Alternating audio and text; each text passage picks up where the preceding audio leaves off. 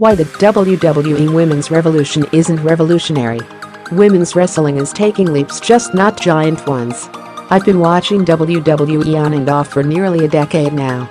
Before that, I knew of its existence throughout the Attitude Era and played Wrestlemania on my pass with my dad on his rare days off work.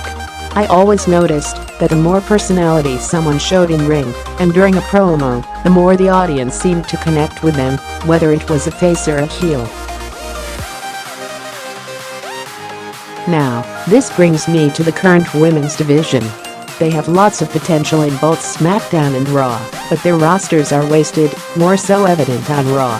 NXT call-ups are just used for storyline fodder until another, very predictable, championship match happens for them to be used as interference. Did a specific wrestler or two pop into your head during that last sentence? If so, then you know where I'm going here. There's a lot of wasted talent in the women's division at the moment. People who should have had a championship, but haven't for reasons no one can think of. NXT favorites who are just used and abused, then brought back to push storylines and tease a possible heel turn. The word diva has been removed from the title, but the same type of people are still getting it.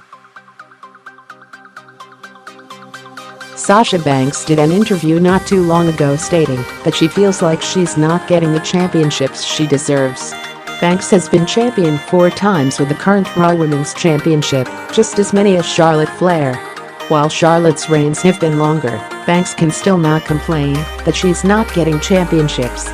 However, Nia Jax, Dana Brooke, Emma, and the rest of the women's division are being thrown out there week after week as storyline fodder with no championship in sight.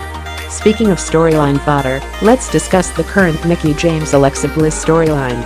Mickie James is 38 years old, and in the current storyline, she's being referred to as an old lady. Adult diapers are being left for her in the locker room. Considering there are wrestlers currently on the payroll who are far older than her, that still perform in the ring, this is a slap in the face of the women's division. John Cena is 40. AJ Styles, also 40. Kane, even though he's currently on a break to run for mayor of Knox County, is 50. Big Show is 45. Even if we switch to women, Tamina is a year older, and nothing near this is being done on SmackDown. 10 years ago, Mickie James was part of a similar storyline over her weight. It's sad that with a revolution happening, that we're still having to deal with the same storylines that demean the women's division, a group of hardworking, talented individuals who are treated as second class, while Enzo Amore gets 20 minutes of babbling every week. All of this being said, women's wrestling has come a long way from the mud fight matches and women being used as punchlines in men's storylines, but we still have a long way to go before they're seen as anything more than sex objects or subpar athletes. But this goes for any sport, and until we accept that most of the women have as much, sometimes more, talent than their male counterparts, we're still going to be stuck in the Divas Championship era.